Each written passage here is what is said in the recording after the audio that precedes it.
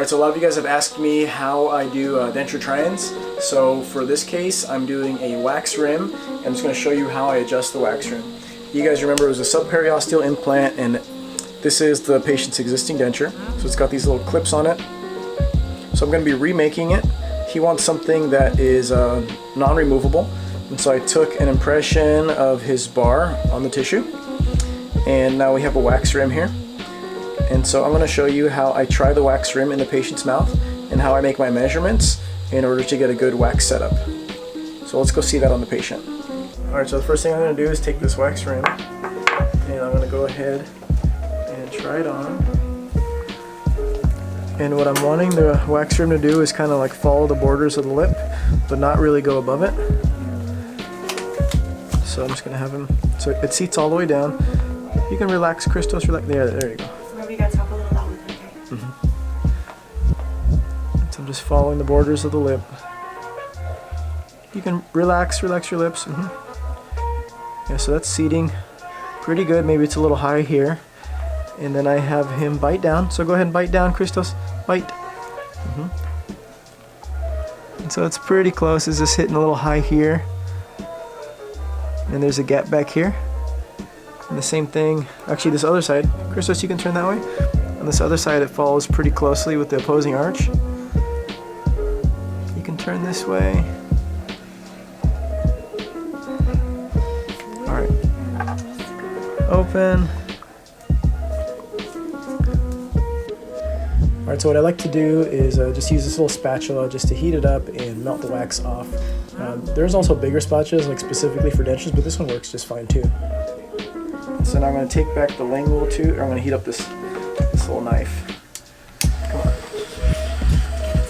Get it together. Get your knife together.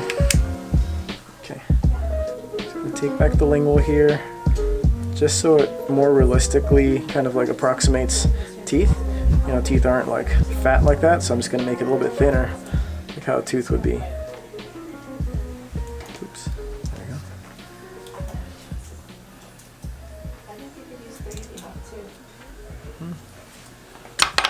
Alright, this is kind of like V shape, so I'm going to take this back a little bit. You need to get malpractice, or what's it called? Disability insurance first. Oh, my daughter just started her job and she fell. She's got crushes and everything. So we have her, she starts a new job. Under some water, just to cool it off. Open, bite.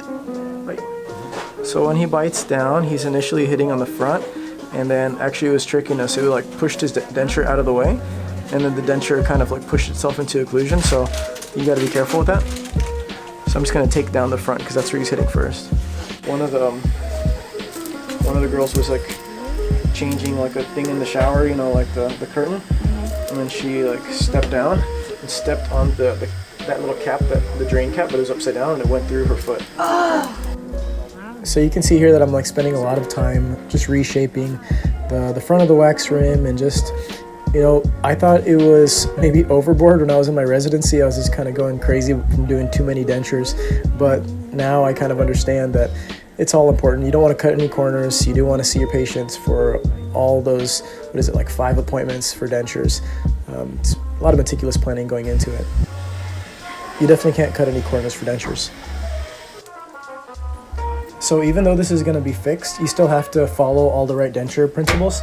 So even if you're doing like a full mouth rehab, it's all denture principles, because it's still determining where the teeth are supposed to line up, aesthetics and phonetics and all that stuff, and VDO especially.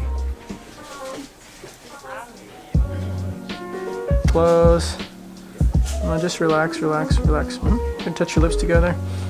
So here he's over closed. He looks like his vertical needs to be open, so I'm going to go ahead and open it a couple millimeters. So usually my wax rims come a little bit thicker than I want them, and I get to kind of whittle them down to the right VDO, but in this case they were a little bit too thin, so here I'm just adding some base plate wax to increase the VDO a bit. So I'm just adding 2 layers of base plate wax, and I'm going to reshape it to kind of like fit the shape that I had already carved it down to, and then I'm going to try it back in and then take the bite.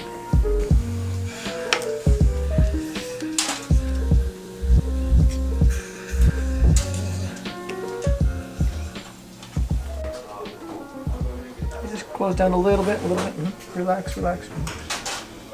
So at this point, I feel like it's pretty close to where I want it. I might still want to open it like 1 millimeter or so, but I'm just going to indicate for the lab to open it up for me, 1 millimeter, and set the teeth. And I'm going to be trying it in again, so I can still make some adjustments a little bit later if I need to.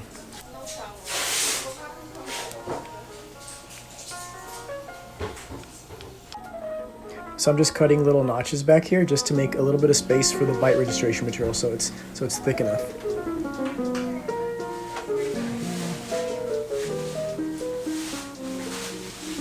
Okay, now I'm going to go ahead and take the bite record, wax rim in, and put a little bit of bite reg back here.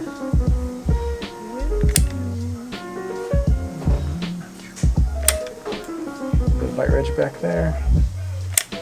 Okay. Where are you always in the way, muscle?